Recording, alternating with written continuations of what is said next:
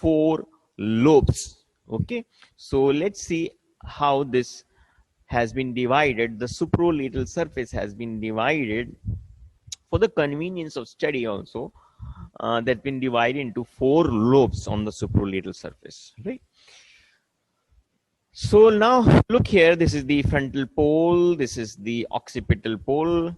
I believe we have told you about the 3 surfaces, 3 poles and 3 borders, right? Medial border, I'll tell you when I'll show you the image.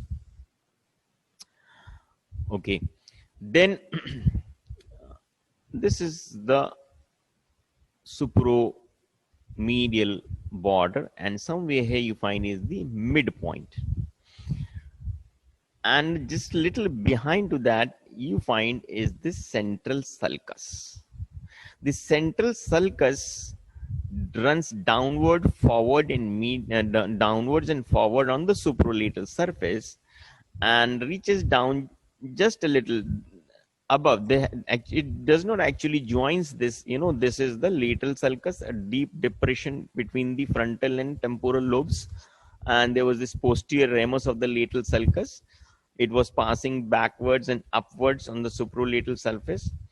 So these two sulcus actually do not meet, but because of convenience, to separate out the 4 lobes, they have drawn it like, that central sulcus meets this posterior ramus of the lateral sulcus. Okay, and here you're seeing that is this supromedial border. 5 centimeter above to the occipital pole on the supromedial border, there is this continuation of a sulcus from the medial surface. On the medial surface, you find is this parieto-occipital sulcus. So that parieto-occipital sulcus, it continues here on the suprolateral surface for a short distance, right? As this central sulcus, it's a main sulcus on the supralateral surface, but this one also reaches beyond this supromedial border and it extends onto the medial surface as well.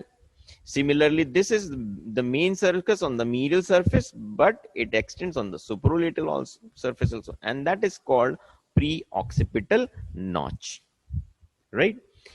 And this infralateral border, as I told you, this one is the superciliary border, and this one is the occipital border, or supratentorial border, whatever you may say. Then onto this border, infralateral border, 5 centimeter anterior to the occipital lobe, you find a depression here, and that is called preoccipital notch, right? So this is actually occipital border. Also, you can say on the occipital border on the infralateral surface, on the infralateral border, there is 5 centimeter anterior to occipital pole is this preoccipital notch. So from the preoccipital notch on the supromedial border and on the infralateral border, you can join them with a imaginary line. It's a dotted line they've shown is just an imaginary line. Okay.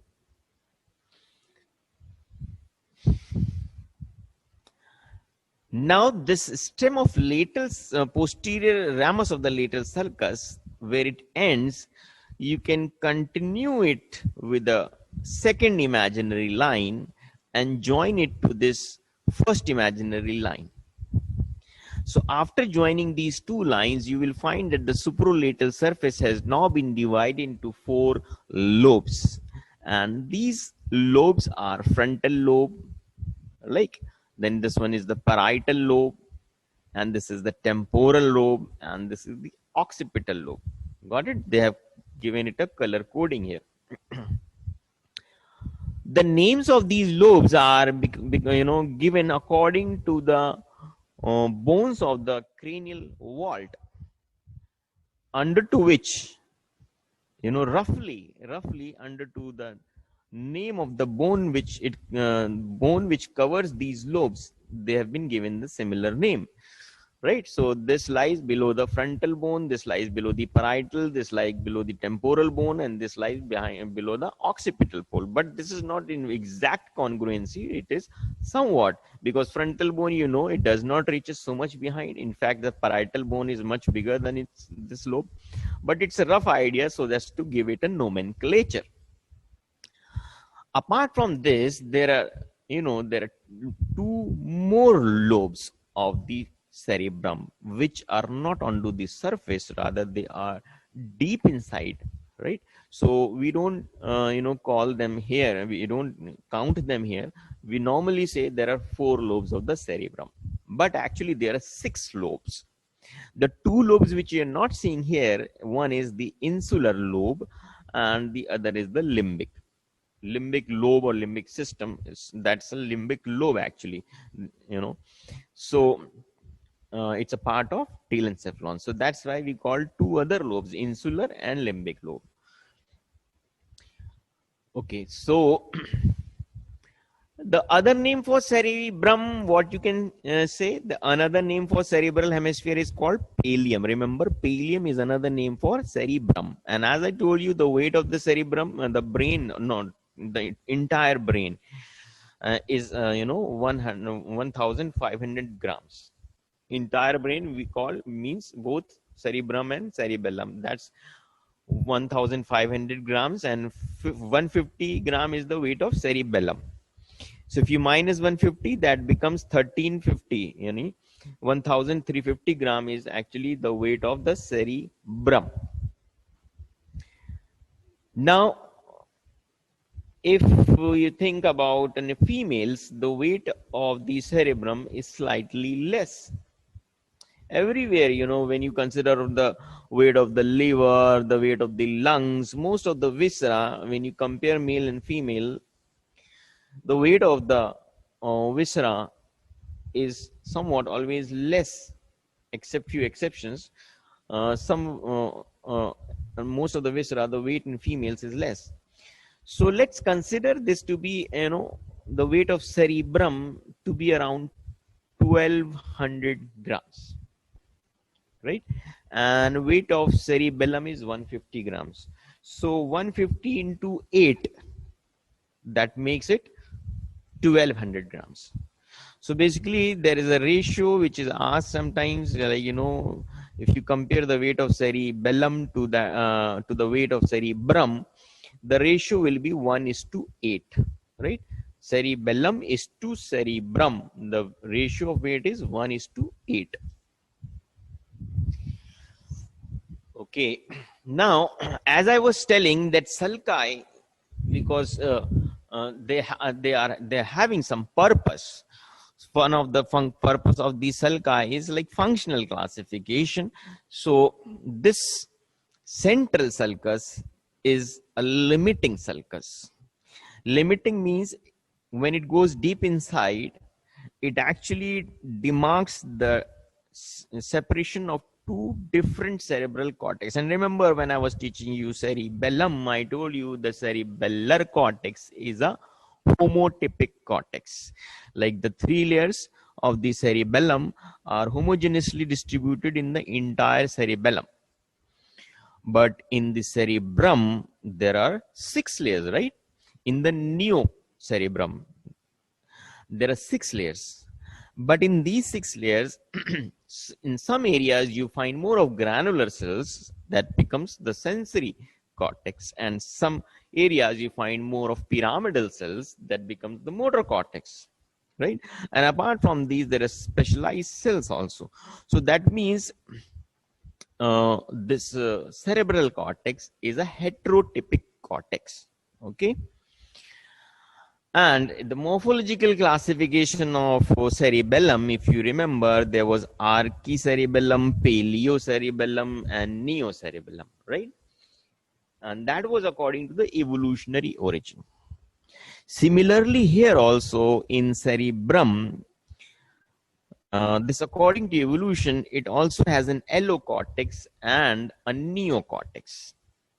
The allocortex is a primitive cortex, and that has 3 layers. Imagine cerebrum having 3 layers is allocortex.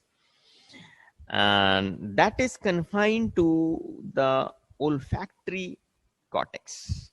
Remember olfactory cortex? Around the anterior perforated substance, the entorhinal area, including the uncus and periamygdaloid and preamygdaloid and peripiriform areas. So those are the areas of primary olfactory cortex, and the uncus mainly the secondary olfactory cortex. So all this is like allocortex, and that has only 3 layers. Rest, the remaining big area of the cerebrum, is called the neocortex, which has 6 layers. That's how I've mentioned it here. It's all what you're seeing here is all neocortex. Now I was telling about the central sulcus. The central sulcus divides the cerebral cortex. Anterior to that is called the motor cortex. And another name for this is agranular cortex. You know, the granule cells are sensory cells, and the pyramidal cells are the motor cells, right? Granule cells are what? Where the afferent, the afferents, the highest afferent, you know, first, second, third, or might be fourth, or might be fifth order sensory neurons. The that's the ascending pathway. The terminal neuron of the ascending pathway relays ultimately into the cerebral sensory cortex and to the granule cells. So the granule cells means that's the sensory cortex, where they're more in number. And in pyramidal cells, if you talk about pyramidal cells, means there is motor cortex, more of pyramidal cells. And pyramidal cells are actually the upper motor neurons, because from the cerebral motor cortex, these fibers descend down to the either the cranial nerve nuclei, that's called corticonuclear fibers, or either to the anterior horn of the spinal cord, that's called corticospinal fibers. These are from the pyramidal cells of the primary motor cortex, or primary, secondary, whatever motor cortex, they descend down. So the terminology I'm trying to make you understand is this is called agranular cortex. Let me again remind you that although the cerebral cortex is a heterotypic cortex, and writing here agranular cortex doesn't mean that it will not have granular cells. The 6 layers will be maintained in the entire neocortex.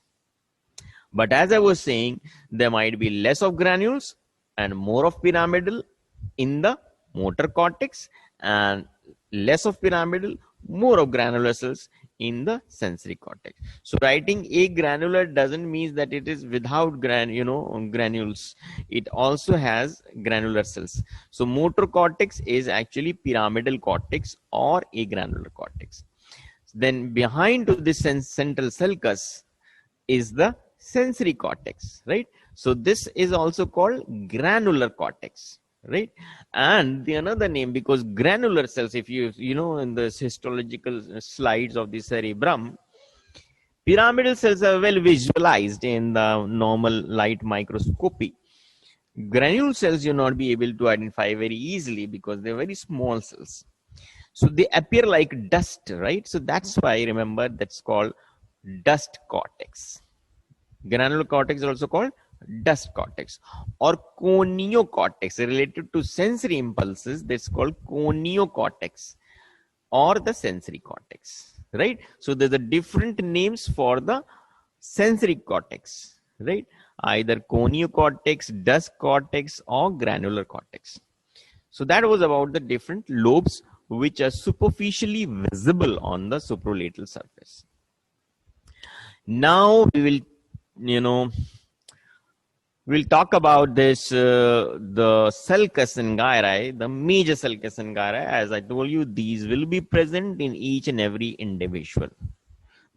Apart from this, there will be lots of innumerable unnamed sulci, which are differently placed in different individuals, not necessarily with the same pattern in each and every individual, but the major sulci we'll study here. So here you're seeing is the suprolateral surface, right? So let's have a clear and view here. So before studying this, let me tell you, there is this suprolateral surface you are seeing. This is the frontal lobe, this is the temporal lobe, this is the parietal lobe, this is the occipital lobe, right? So you can see here, this is the central sulcus. I already told you, this is precentral sulcus, this is postcentral sulcus, right? And this is the, this point is the stem of lateral sulcus. As you seeing, this is a stem.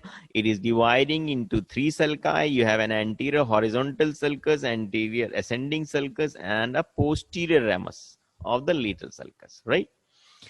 Then this is the temporal lobe. Here you have two longitudinal sulcus. This is superior temporal sulcus and this is inferior temporal sulcus. Got it?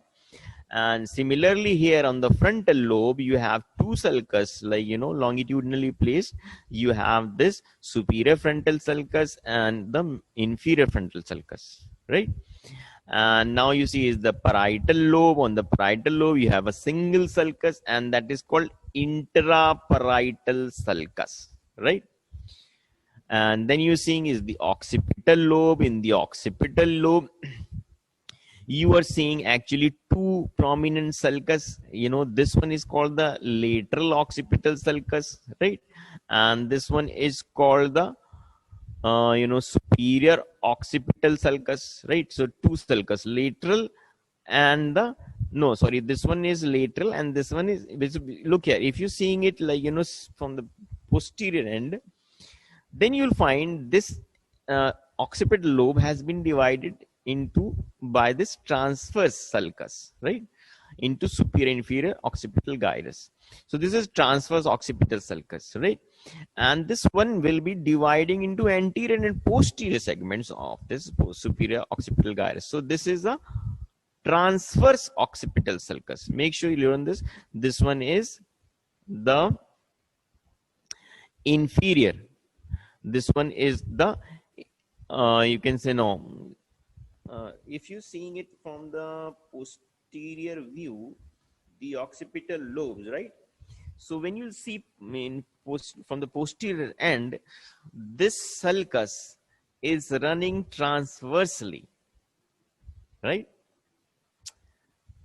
So this one is, I can explain it the way I should have explained it. If you see on the lateral posterior side, this sulcus will move towards the lateral side, right? So that's why this is called as lateral occipital sulcus. Okay. And when you see the posterior end, this is actually dividing the occipital lobe into an anterior and posterior segment, right? So this is the transverse occipital sulcus, right? Apart from that, at the posterior pole, that's occipital pole, you find is a semilunar shaped sulcus, and that's called the lunate sulcus, right? So these are some important sulci on the supralateral surface. The important gyrus, like, so this one will be the precentral gyrus, postcentral gyrus. Because of the stem of lateral sulcus, you can see, let's study this first, the frontal lobe. The frontal lobe, because of the two sulci, it's divided into superior frontal gyrus, middle frontal gyrus, and inferior frontal gyrus, right? So this inferior frontal gyrus is now being divided by this three branches of the lateral sulcus, right? This gyrus below to the anterior horizontal sulcus, this portion of the inferior frontal gyrus is called pars orbitalis. It's resting over the orbits. Between the anterior horizontal and anterior ascending sulcus, this area is triangular, and that's called pars triangularis. And between the anterior ascending sulcus and the posterior ramus of the lateral sulcus, this area is called pars opercularis. Okay. Now similarly here, when this posterior ramus of the lateral sulcus continues and reaches, let me tell you, all of them are named as gyrus. Between the two sulci is the gyrus. But here in the parietal lobe, This sulcus is intraparietal sulcus, right? So here you don't use the word gyrus. In the parietal lobe, because of this intraparietal sulcus, this parietal lobe is divided into lobule. Remember this word lobule. So it is divided into superior parietal lobule and inferior parietal lobule. This is superior parietal lobule. This is inferior parietal lobule. Now the inferior parietal lobule is been encroached by these these sulci from the temporal lobe, right? So these three sulci are the posterior ramus of the lateral sulcus, superior temporal sulcus, inferior temporal sulcus. They all wind upside at the posterior end towards the inferior temporal lobule. And then this divide this inferior temporal lobule, inferior parietal lobule, sorry, into three gyrus. This one, which is like in, anterior to this posterior ramus, this portion is called the supramarginal gyrus. And this is the superior temporal gyrus. So continuation of the superior temporal gyrus is called the angular gyrus. While the inferior temporal gyrus doesn't have a fixed name, you simply call it as the posterior gyrus, posterior portion of the inferior parietal lobule. So that was just a clear diagram so as to explain the major things. Now let's see the detailed diagram here. As you know, this is the central sulcus. There is another name for central sulcus. Can anybody tell me? You can unmute and if you can tell me if you know the other name for central sulcus. Sylvian sulcus. Yes? Sylvian. No, not Sylvian. Sir, limiting. No, limiting is a classification, not a name. Remember that, let me tell you that this central sulcus is also called Rolandic sulcus. So this is a Rolandic sulcus. Rolando was the one scientist who he might have it is yes sir, yes sir. So that is Rolandic sulcus. Okay. And now about its classification, as I was telling you that although I'll be teaching in the last slide about the types of sulci, but because we are continuing with this, so parallelly let's keep studying the types of sulci. So central sulcus is an example of a limiting sulcus. As I told you, when this goes deep inside, it divides the cerebral cortex into two different areas. Anterior one, as I told you, was agranular cortex. Agranular, again I repeat, it doesn't mean it's without granular sites. It also has granular cells, but agranular means it's more of pyramidal cells. So this is the motor cortex, and posterior one is the sensory cortex, which is also called, anybody? This posterior cortex is also called the granular cortex, right? So a limiting sulcus is one which divides this, the cerebral cortex into two different functional areas. The another classification into which it fits in is the primary sulcus. Now, as I was telling, imagine, because I have worked upon around 60 to 100 fetuses during my MD days in my thesis work. I dissected upon around 100 human fetuses. So I have seen fetuses of all different intrauterine gestational ages.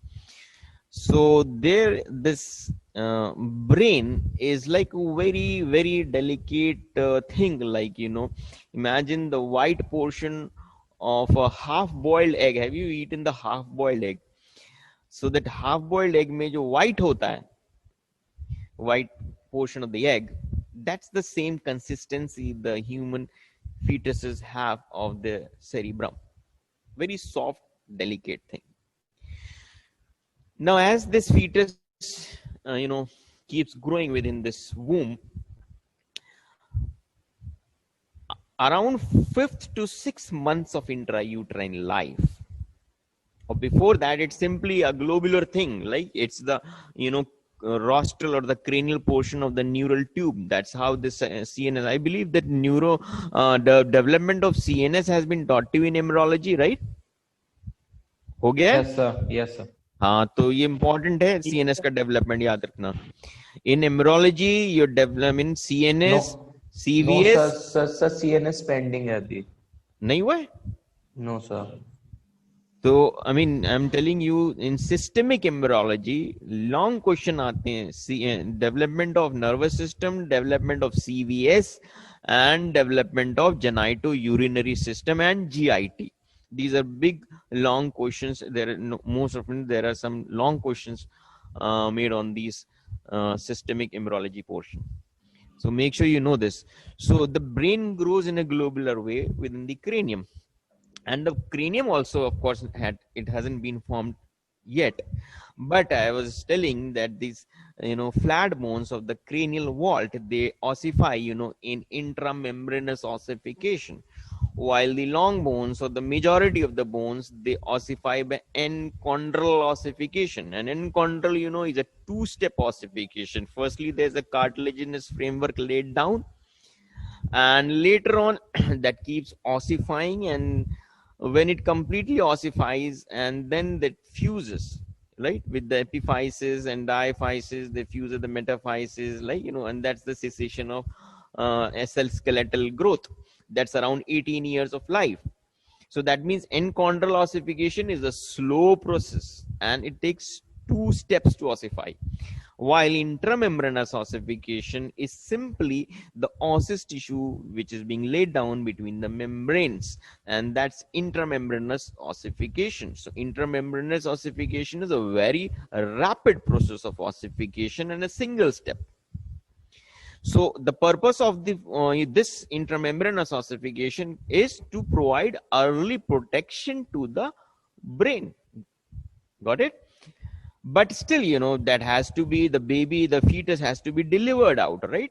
So because if it have been completely ossified, the delivery, the parturition would have been very difficult. So the flat bones of the cranial vault, they are still some at the sutures, they are all membranous, and including the fontanelles, so they can easily pass out through the birth canal. But my purpose was explaining you all this is so you can imagine what's happening during the fetal life, that this brain is growing in a globular way up till the 5 months of intrauterine life. It has yet not formed any sulcus and gyri. So around 5 to 6 months of intrauterine life, this brain starts developing this sulcus and gyri. And the reason I told you, some reasons are functional, because limiting it, right? It has a functional significance, right? And similarly, because of some sulcus, I'll tell you, because of the exuberant growth of any portion, like visual cortex and all. So there's a calcarine sulcus formed. So those are because of exuberant growth. But the majority of the unnamed sulcus, I was telling, because now the brain is growing and the flat bones have started forming, so they will restrict the further growth of the brain. So that's why when there is growth happening, and that's being restricted by the flat bones of the cranium, so that it starts enfolding on itself and forming the sulcus and gyri by the 5th to 6th months of intrauterine life. And remember, important thing is that all these major sulcus and gyri, they have been completely formed by the end of 9 months of intrauterine life. So means what? A newborn, a neonate is born with all the major sulcus and gyri present. Clear? Okay. So yes. So primary sulcus है ये. Primary sulcus का मतलब क्या हो गया कि ये तो बनना ही बनना था. एक होता है सेकेंडरी सल्कस. सेकेंडरी सल्कस का मतलब क्या हुआ? वो खुद से नहीं बना है, उसको किसी ने हिंडर किया. I mean there is a hindrance in the growth of this brain, And because of some external factors, if the sulcus is formed, like as I told you, because of the lesser wing of sphenoid coming in between the frontal and temporal lobes, so there is the sulcus formed, right? So this is a secondary sulcus, right? So I believe you got to know about the difference in the primary and secondary. One of the secondary sulcus is here also, parieto-occipital. Now here what happens is, like, this area, let me tell you, like, this is within the occipital bone and the supratentorial compartment. And this area is related to visual cortex. And this area, let me tell you, has an exuberant growth, rapid growth in this area. And that's because, the area primary visual cortex lies around calcarine sulcus, which is present on the medial surface. And that's because this calcarine sulcus, there is exuberant growth. So what happens that this calcarine sulcus extends out here onto the supralateral sulcus in the form of post-calcarine sulcus. Then, because there's growth happening here rapidly, and there is no space, there is no additional space to move out. So what happens, because of this additional exuberant growth, there is a fold form here, and that's called parieto-occipital sulcus. So parieto-occipital sulcus and stem of lateral sulcus, both are example of secondary sulcus. Rest all of them mainly they are primary sulcus, though one of them is mentioned here is central sulcus, also example of primary sulcus. Okay, then second, incomplete sulcus bhi hote hain, kuch complete hote hain. Now look here, you have a precentral sulcus and a postcentral sulcus. In between you have a precentral gyrus, that is the primary motor area. Right, you will be, the next lecture will be upon the functional areas. That's like Brodmann's classification. So that will be, this will be area number 4, and this will be area number 1, 3, and 2. That's the primary sensory cortex, right? So this precentral sulcus, gyrus, and this is a precentral sulcus. This precentral sulcus is an example of an incomplete sulcus. Incomplete sulcus का मतलब बताया था मैंने, that the sulcus doesn't goes deep inside up till the ependyma of the lateral ventricles. It simply just dips into the cerebral cortex, and sometimes this sulci goes so deep into this, like cutting through this gray matter and passing deep into the white matter. Ultimately it is indenting upon the wall of the lateral ventricle, right? So that's called a complete sulcus, and the complete sulcus you will find here in this one, and that is called the that's called the collateral sulcus. They have not shown here actually the supralateral surface. You'll find on the inferior surface, which is a deep sulcus, and another one which is a deep sulcus is a calcarine sulcus, which is also not seen here. That's on the medial surface. So their example of complete sulcus. Okay, so then you see is the frontal lobe. Frontal lobe on the supralateral surface has 2 sulcus. You have this superior frontal sulcus, inferior frontal sulcus, which is divided into 3 gyrus. This is a superior frontal gyrus, middle temporal gyrus, middle frontal gyrus, and inferior temporal gyrus, frontal gyrus. Then because of this stem of lateral sulcus, this is a Sylvian point. Remember, from the Sylvian point there were 3 branches, or 3 branches given out, or branches, or you can the sulcus given out. One is, this is called the anterior horizontal sulcus. This is anterior ascending sulcus. This is the posterior ramus of the lateral sulcus, right? And because of this branchings, this inferior frontal gyrus is divided into 3 subgyruses, and these are like this portion here is called the pars orbitalis, right? This is called pars orbitalis, and this area here in between the horizontal and ascending ramus of the lateral sulcus, this area is called pars triangularis. Then area between anterior ascending and posterior ramus of the lateral sulcus, this area is called pars opercularis. Okay. Then about the parietal lobe. On the parietal lobe, this one is the postcentral sulcus, and this intraparietal sulcus was dividing into superior parietal lobule and inferior parietal lobule. Remember, we use the word lobule here. We do not call it as sulcus because these are bigger in size. And this temporal lobe has been divided into three gyrus because of the two sulci. You have a superior temporal sulcus and an inferior temporal sulcus, which is dividing it into superior temporal gyrus, middle temporal gyrus, and inferior temporal gyrus, right?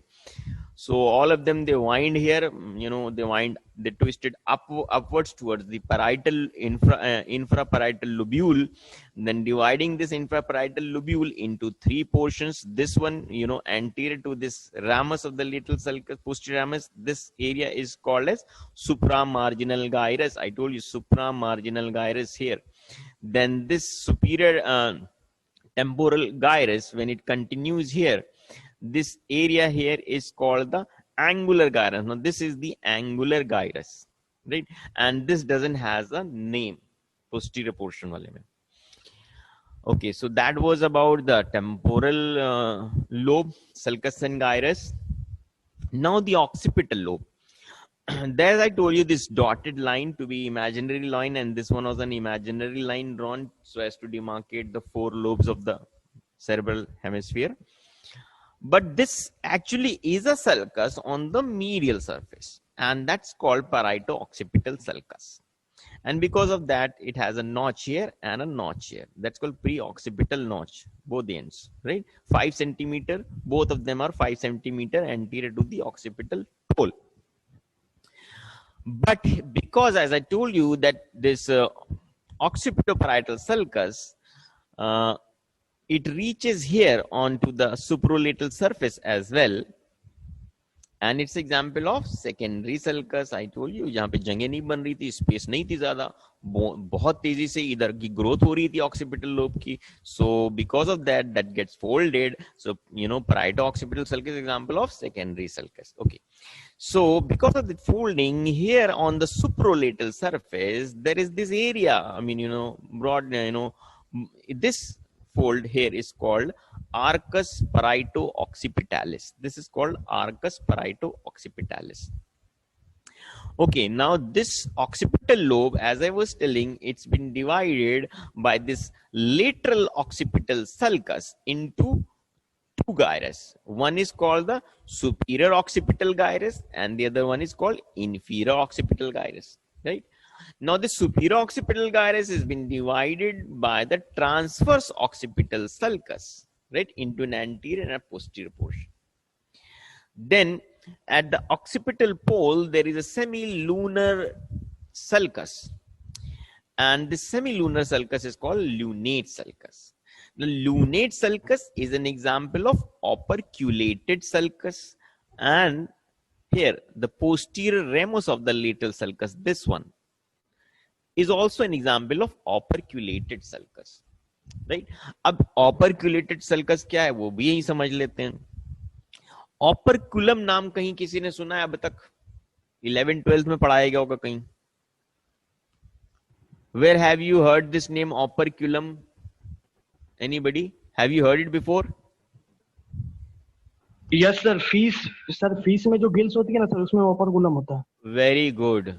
ये fishes में पढ़ाया जाता है. 11th-12th में zoology में पढ़ाया गया होगा.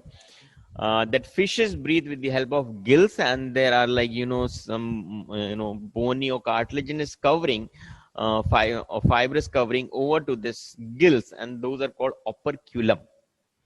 So operculum means they're open at one end and they can be pulled and elevated to expose the underlying surface, and that's called an operculum. If you if you have gone to a fish market, when the people they're selling those fish, you can see when they when they scrape those scales on the fish and they pull this operculum, and deep into the operculum you'll find the gills of the fish. So operculum literally means on the surface which is partly elevatable. You can elevate it partly while the rest of the portion is attached. So that is on operculum. So similarly, yeah, here this sulcus, posterior ramus of the lateral sulcus is an example of operculated sulcus. Means you can, put a spatula here in between, and you can elevate this, superior temporal gyrus. You can pull it here. So when you pull it down, you'll find deep inside is a different functional area, a different type of cerebral cortex. So that means an operculated sulcus is one on the surface you'll find two different areas. Here you find is a different area, right? Here it is the motor cortex. Right? This is the inferior frontal gyrus. This is a different gyrus, and this is superior temporal gyrus. This is a different function. This is a different cerebral cortex, right? So, operculated sulcus is one which lies in between two different cerebral cortex, and deep inside there is a third type of different functional cerebral cortex. So if you expose this, you pull it out, the superior temporal gyrus, down inside you find is the insula. And remember, I told you there were two lobes of the cerebrum which we don't teach on the suprolateral surface because they're deep inside. One of them was the limbic lobe and the other was insular lobe. So insula is the lobe which is hidden deep inside to this posterior ramus, as well as between below to these sulcus, right? Anterior horizontal and anterior ascending. So these are the portion of this gyrus which can be elevated. So down below you can find is a different area. Then here another example of operculated sulcus is the lunate sulcus. So lunate sulcus is something which you can elevate, and down below you'll find is a different functional area. So that's an example of operculated sulcus. Okay. So that was about this occipital lobe, and as I was telling that occipital lobe, it's lying over to this superior, tentorium cerebelli in the posterior cranial fossa, and this area has a rapid exuberant growth. And when it has a rapid growth, there is a fold formed, a sulcus formed along the axis of its growth, and that sulcus is seen on the medial surface of the occipital lobe, and that is called calcarine sulcus. Right? And this calcarine sulcus, because it's a rapid growth, this sulcus folds on to the suprolateral surface and is projected here at the occipital pole, and this is called post-calcarine sulcus. Right? It has a lot of significance, I'll tell you. So this post-calcarine sulcus is an example of axial sulcus. Got it? So this is an example of axial. Is the screen visible? No, sir. It's green. Green हो गया. Green हो गया? Sir, now visible. हाँ, मुझे लगा था. Up till before that it was fine, right? Yes, sir. Yes. Okay, ठीक. So ये axial sulcus का example है, याद रखना. Post calcarine sulcus is an example of axial sulcus. अब इसकी importance यहीं पे बता देते हैं, because it's, when we talk about the forebrain, it has lots and lot of important things. Maybe, aage kabhi, if I skip this, so it's better to tell you here only that this post-calcarine sulcus, it's the continuation of calcarine sulcus on the medial surface. When it reaches on the supralateral surface, it's called post-calcarine sulcus. Example of axial sulcus. And along to this surface, sulcus, there is primary visual cortex. That's called striate area. Right? And there is stria of Guinneri also, named sulcus. Striate area, visual striate area, 17 area. And onto this sulcus, there is, visual pathway. Although I've started, uploading those lectures on the visual cortex, or this visual pathway. So when you reach here, this optic radiations, when they reach into the occipital lobe, they all, the image of the retina is displayed here. It's, transmitted here in the calcarine sulcus. So the peripheral portion of the importance is the peripheral portion of the retina, the image formed is along the anterior end of the calcarine sulcus on the medial surface. And as you reach along the posterior end of this calcarine sulcus, when it reaches to the post-calcarine sulcus, it's the macular vision here. So macular, you know, is the area of the brightest vision. So the center of the retina. So that image is transmitted and is displayed here in the post-calcarine sulcus. Got it? Important point ho gayi ye baat. Dusri, the next point is there is the mid, you know, the blood supply. I recently heard from somebody that the blood supply and has been taught to you about brain. Yes sir, circle of Willis पढ़ाया गया. क्यों? Neuro anatomy कौन पढ़ाने लगा तुमको? Head and नेक हो गया पूरा? विलिस पढ़ाया था. हेड एंड नेक हो गया? रिवीजन कराया. यस सर, थोड़ा सा बचा होगा. हेड एंड नेक पूरा हो गया? यस सर, कहीं कुछ कंटेंट रह रहा होगा, बाकी आई बॉल हो गया? आई बॉल नहीं सर, आई बॉल नहीं हुआ, बाकी ईयर इनर ईयर तक कंप्लीट हो गया है. नहीं, एक्चुअली हेड एंड नेक का सिलेबस जो topics I have you know allotted to all the teachers the different topics to be covered up. So head and neck, you know, उसमें eye ball वाला जो एरिया है वो इस वजह से इम्पोर्टेंट है क्योंकि आई बॉल जब पूरा आएगा समझ में तभी तो विजुअल पाथ के समझ में आएगा ना.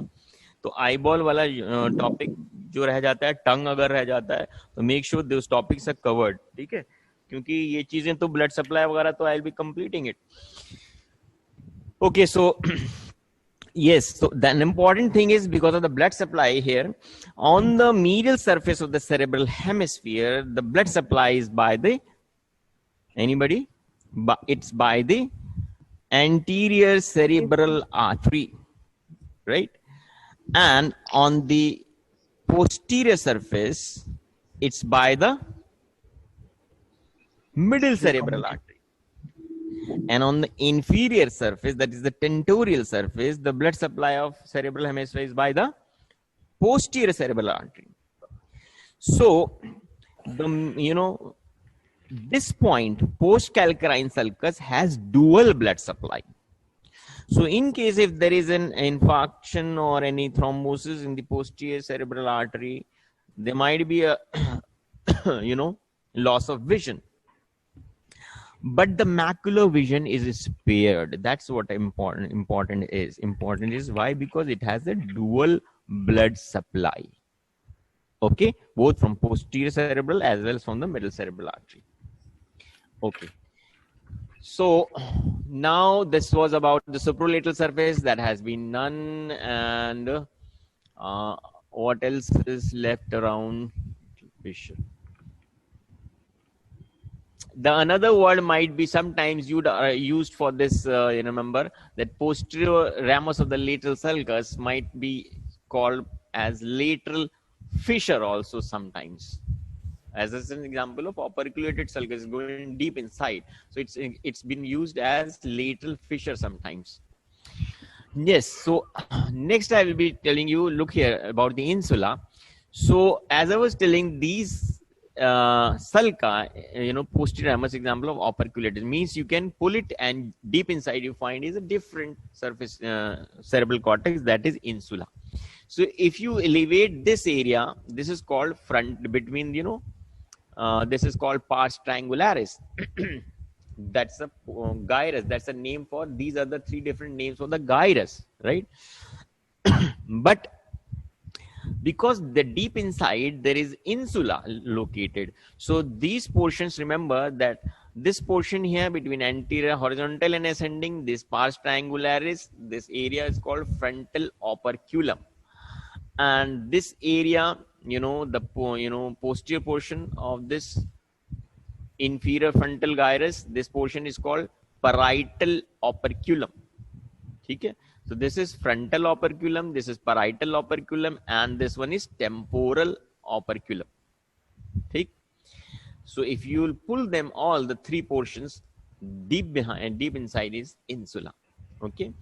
Now regarding the borders, this is supromedial border, and this is infralateral border. As I was telling, this infralateral border has been, it's not a smooth margin, unlike because of the lateral sulcus.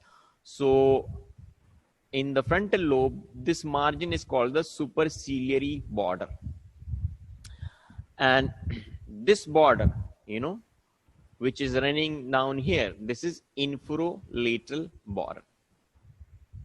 This is the temporal lobe and the occipital lobe resting over the tentorium cerebri.